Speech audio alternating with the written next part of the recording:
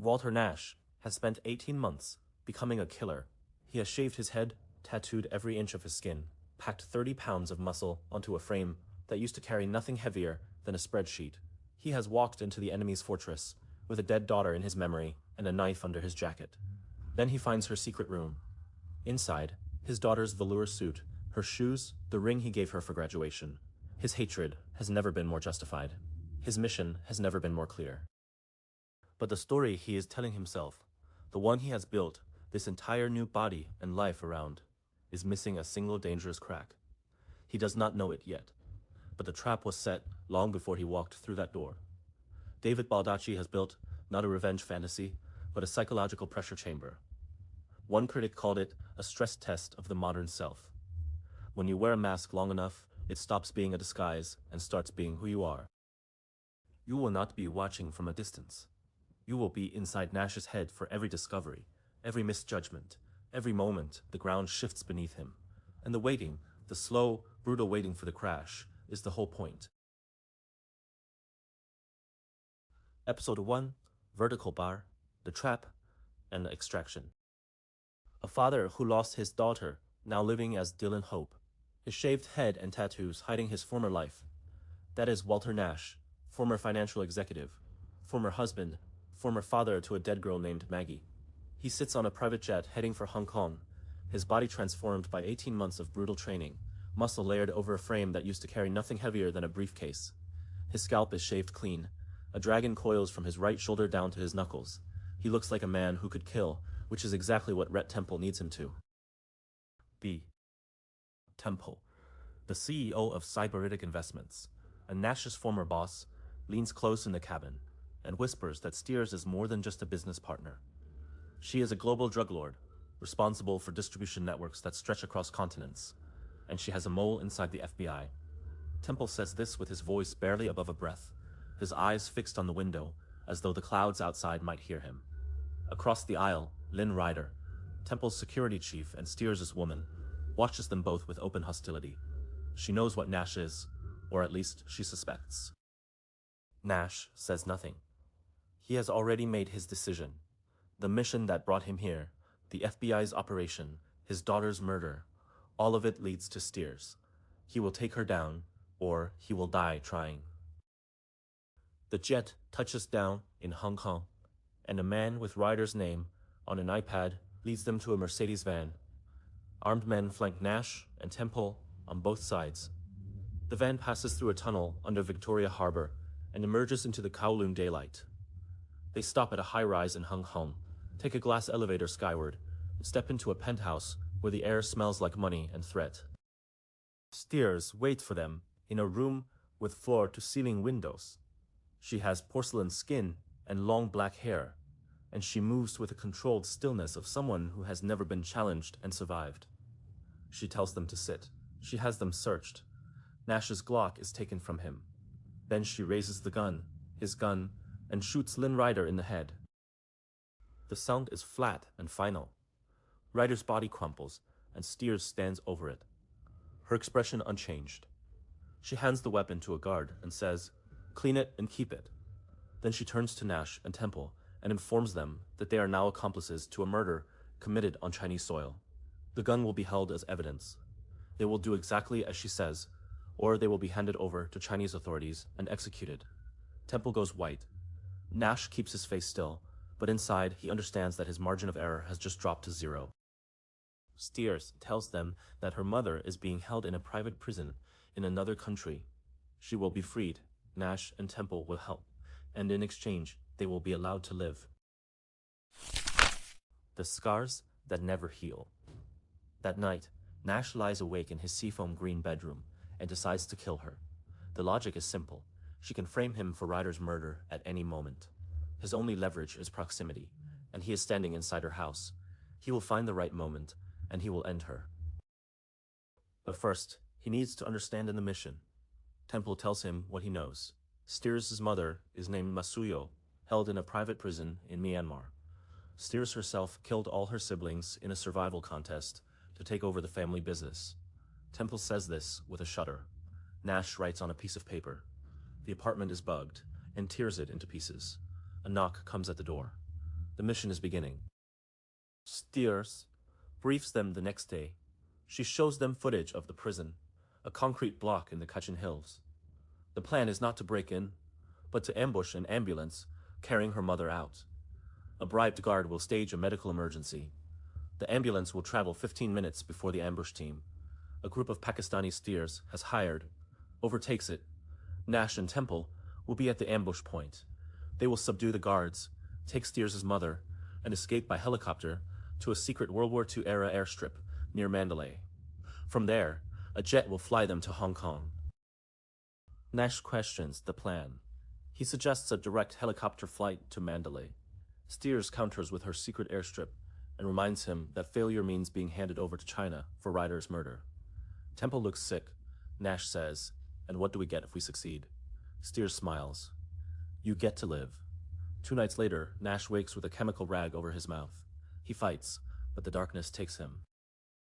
When he opens his eyes, he is spread-eagled on a floor, bound to steel rings. The room is dim. Steers stands over him, her eyes moving across his bare chest and the tattoos that cover his skin. She tells him he has done well to remake himself. Then she turns, and he sees her back for the first time. Her arms and back are covered in long-healed burn scars, a map of old ruin that runs from her shoulders to her wrists. She tells him she keeps them as a reminder of defeat. The skin reconstruction could have erased them, but she refused. She needs to remember. Then she takes a blade and draws it across his arm. The cut is deep and precise. Blood wells up along the line of the incision, and Nash feels the pain like a wire pulled tight through his body. He does not flinch. He reaches for a memory, a painting he loves, a girl and a dog on a beach, and holds it in his mind like a shield. His father used the same trick as a POW. It works. Steers watches him, and something shifts in her expression. She leans in and kisses him, long enough for him to taste her breath, then pulls back. She does not explain the kiss.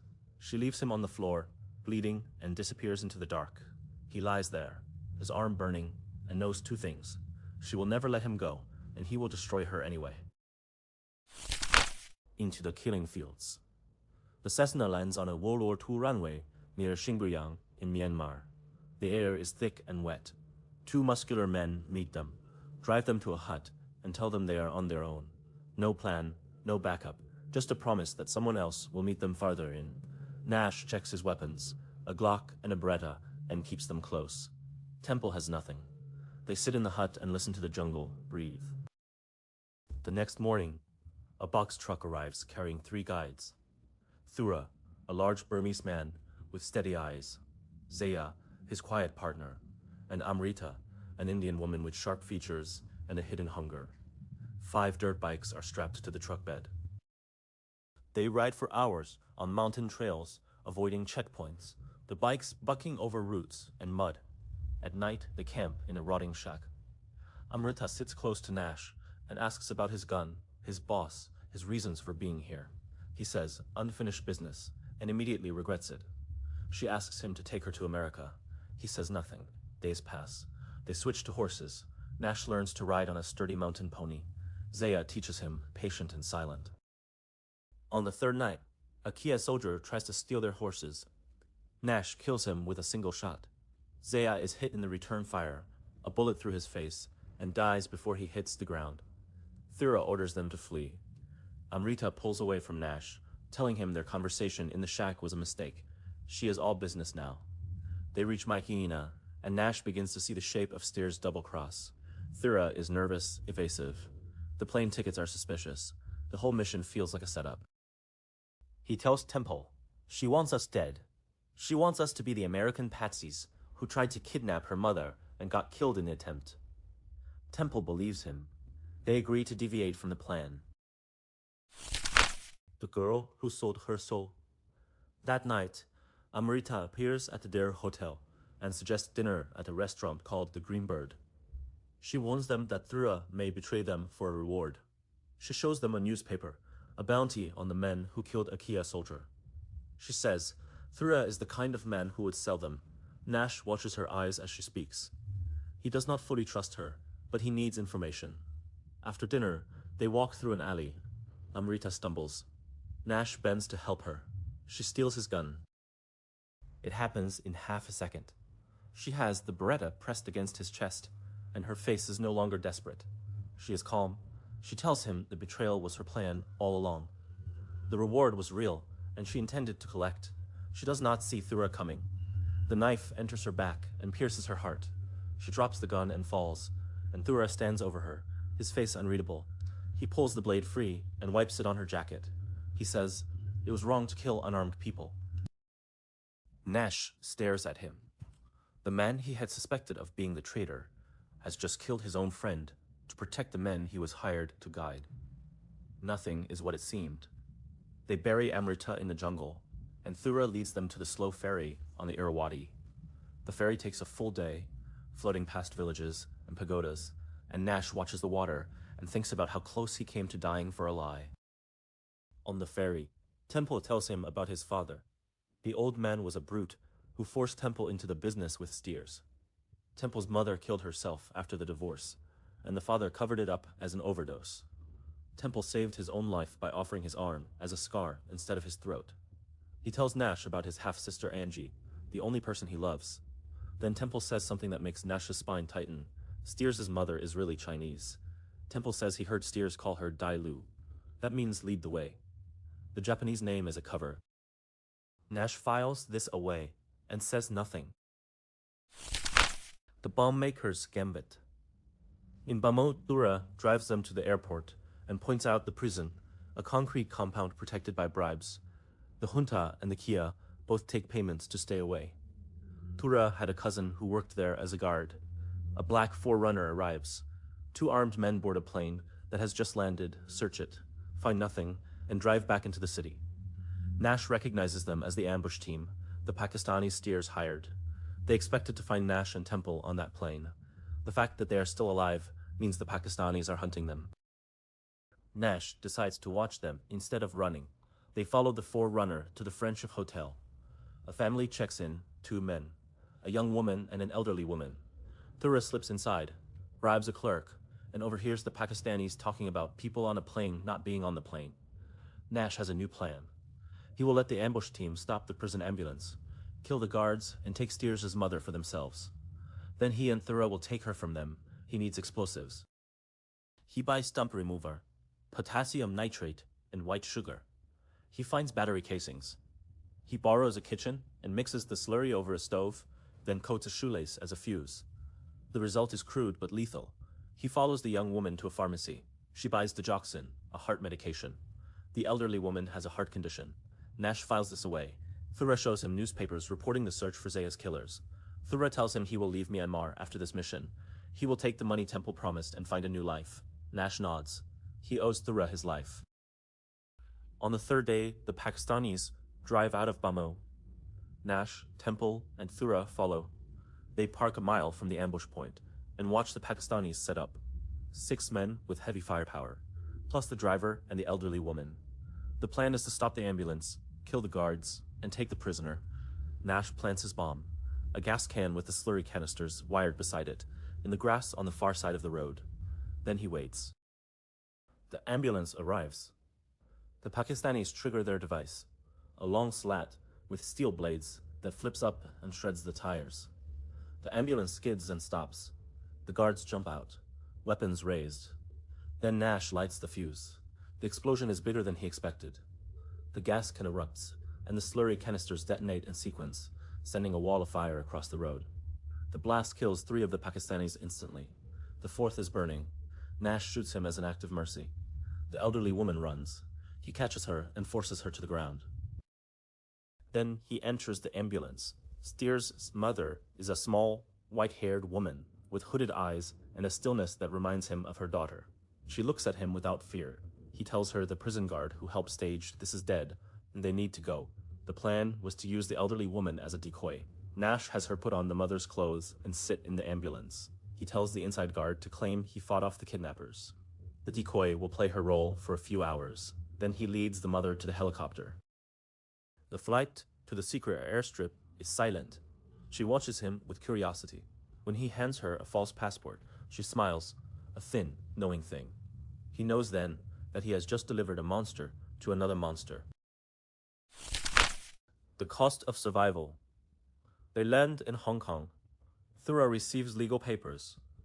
They walk the mother into Steers' vent house, and Steers embraces her with a tenderness that Nash has never seen on her face. Then the questions begin. Nash delivers his fabricated story: the prison break, the ambush, the kidnapping plot he overheard from the Pakistanis, a $100 million scheme to hold Steers' mother for ransom. Thura backs him up with the deadpan authority of a man who has killed for them. Steers listens. She does not interrupt. When Nash finishes, she thanks him. She smiles at Thura when he says, "I was born in Burma." She accepts the story. For now, but Temple is already negotiating his own freedom. He asks Steers for an exit. She agrees, on one condition. He must order Nash to stay in Hong Kong as her bodyguard. Temple agrees without looking at Nash. Nash watches his former boss trade him away like a used car. That night, Temple tells Nash the truth. Steers made him do it. Nash observes the tells, the rubbed thumb and forefinger, the averted eyes, and knows Temple is lying. He always was a bad liar. He considers jumping from the balcony. He considers killing Steers that night, but he does neither. He conjures the image of his daughter Maggie, her face frozen at 19, and lets the grief and rage settle into a cold resolve. He will stay. He will get close to Steers. He will destroy her from the inside. Temple leaves the next morning. Nash watches his car disappear through the security gate and feels the weight of the building close around him. He is alone now, a prisoner in a gilded cage, with a woman who carved his arm and kissed him, and a mission that requires him to become something he barely recognizes. Nash walks back into the penthouse, smiles at the guards, and begins the long work of breaking Steers apart. Episode 2, Vertical Bar, The Web Unravels. Still posing as Dillon Hope, Nash is now Masuyo's bodyguard, a prisoner in Steers' Hong Kong tower. Temple has already traded him away to secure his own freedom, and Nash watched him drive off through the security gates without looking back. He is alone now, surrounded by enemies he must serve. Temple's betrayal stung less than the efficiency of it. The man had sat across from him on the balcony, rubbing his thumb and forefinger together, a tell Nash knew from the boardroom, and promised to help him escape. Nash had studied the lie in Temple's eyes and felt something break between them. He told Temple he would stay, and he meant it.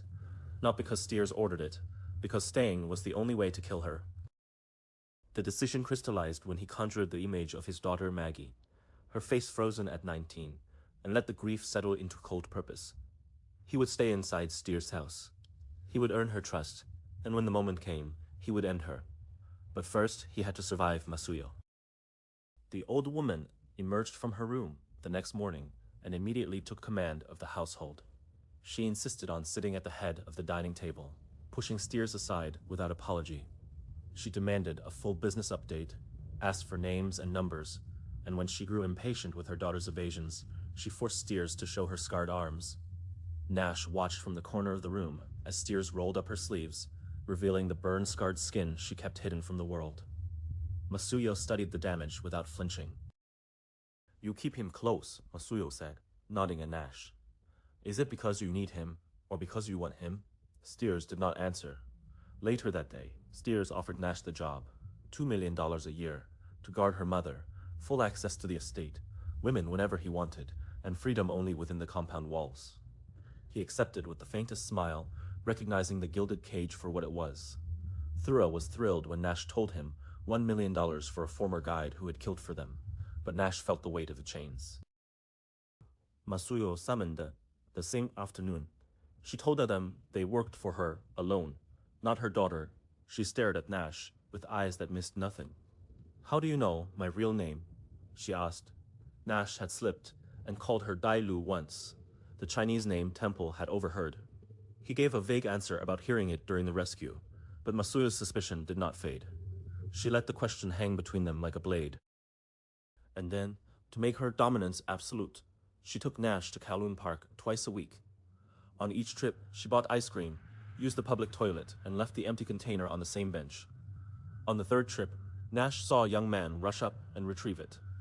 On the fourth, he managed to photograph the man and saw the edge of a piece of paper inside the container. Masuyo was running a dead drop right under Steers' nose, and she did not even try to hide it. Nash reported this to Steers. She already knew. She refused to explain why she allowed it. The tension between the two women was a vice, and Nash was caught in the middle. A daughter's things. Weeks passed.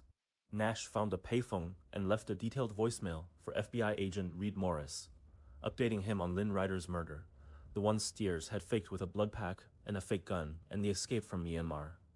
It was a risk, but if he was going to bring Steers down, Morris needed to know the shape of her crimes. He also met the nanny. Steers' caretaker was a small, wiry woman with kind eyes and a stillness that reminded Nash of a bird watching for hawks. She lived in her own apartment on the same floor, and Steers spoke of her with a tenderness Nash had never seen in her voice. When he visited the nanny, she served him tea and showed him drawings Steers had made as a child. She said Steers was a good person. She trusted him. She said because Steers trusted him, Nash almost laughed. He was planning to destroy the woman the caretaker loved like a daughter, but he kept the mask in place. One night, unable to sleep, Nash walked through the estate's basement. He found a locked room with a boxing dummy identical to the one at Shock's facility. The same model, the same wear patterns. Someone on the estate had been trained the same way he had. He broke the lock and found a box labeled MN. Inside was a velour warm-up suit, a pair of shoes, and a sapphire ring. The ring he and Judith had given Maggie for her graduation, his daughter's things, here in Steers' house. Nash took photos of everything, his hands steady but his chest hollowing out. He returned the items to the box, locked the room, and walked back to his apartment. He did not sleep that night. He sat in the dark and felt the hatred build again, hot and clean, washing away the confusion. Steers had killed his daughter. Whatever softness he glimpsed in her was a lie. This evidence, this box of dead girls' clothes, was the truth. He would kill her. He would kill her and burn her empire to ash. The truth about the siblings. But before he could act, the caretaker called him back. She had decided to trust him completely. She told him the old story, while her tea grew cold on the table between them. 8 years ago, Steers' father, Joseph, had died in a plane crash. Steers was in the wreckage, badly burned, and the nanny had pulled her out. The crash was no accident. Someone had planted a bomb. And that someone, the caretaker said, was Masuyo. Nash sat very still. Masuyo also killed Steers' siblings, the nanny said. All 4 of them. She used medicinal herbs to poison them, one by one. Then she convinced Steers she had done it herself. She drugged Steers, told her over and over that she had vanquished her brothers and sisters, until Steers believed it. Nash's mind raced. He had assumed Steers was a monster who killed her own family to seize power. Now he learned she was a pawn who had been manipulated into believing she was a monster.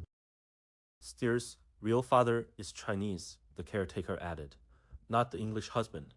Joseph Steers was not her blood. The nanny was crying now. She said she had been silent for so long because she feared Masuyo would kill Steers if the truth came out. But now that Masuyo was free, now that she had returned, the caretaker feared the old woman would try again. Nash listened and felt the foundation of his hatred crack. Steers was not the one who killed her siblings. She was a victim, a puppet, a woman whose mother had built her into a weapon and then aimed her at the world. But that did not change what Steers had done to Maggie. Did it? He left the nanny's apartment with more questions than answers. The birthday that nearly killed her. Steers invited him to dinner at a private restaurant. She wore an orange dress, the first time Nash had seen her in color, and she seemed nervous.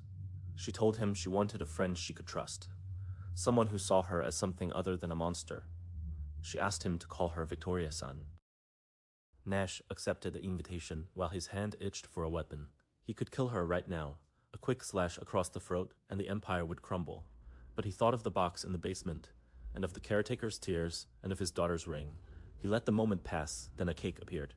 Steers had remembered his birthday from his passport. Make a wish, she said. He was still blowing out the candle when Hao, one of Steers' own guards, lunged at her with a knife. Nash moved on. Instinct. He stepped into Hao's attack, exploited the man's combat weakness by stomping on his knee over his foot, and drove the knife back into Hao's chest. The guard crumpled, but automatic weapons fire erupted from the street, shredding the security detail outside. Nash grabbed Steers and threw her into the Maybach, accelerating through the hail of bullets. He drove to the hospital, his hands red with her blood. She had a gash across her neck that he had missed in the chaos. She was unconscious by the time he carried her through the emergency doors.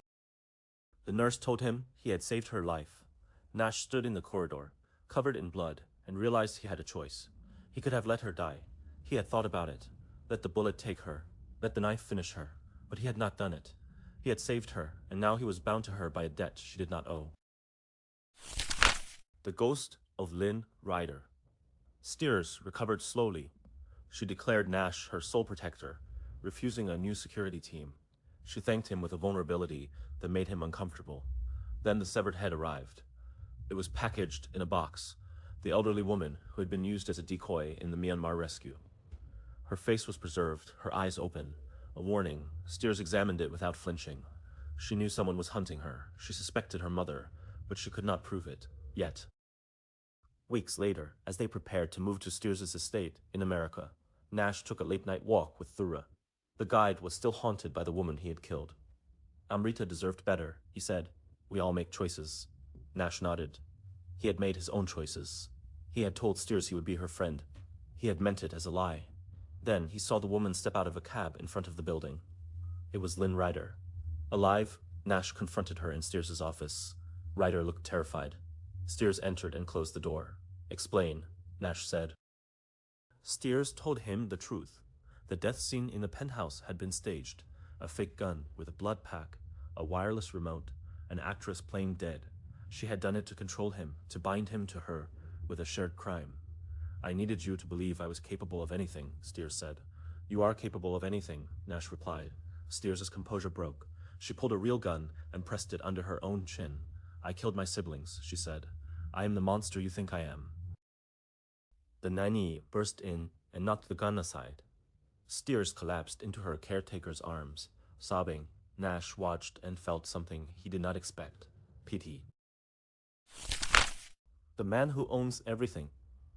They moved to Steers' Tuscan estate in America, near Rhett Temple's property. Nash called FBI agent Morris from a burner phone and learned something that changed everything. Fentanyl deaths are dropping, Morris said. Steers has switched to animal tranquilizers, xylazine, medetomidine. She's setting up labs in Mexico and Central America. She's defying the Chinese. Nash ended the call and sat in the dark. Steers was not the unthinking drug lord he had imagined. She was deliberately reducing the death toll. She was playing both sides. He cut off contact with Morris. If he was going to bring Steers down, he would do it alone, on his own terms.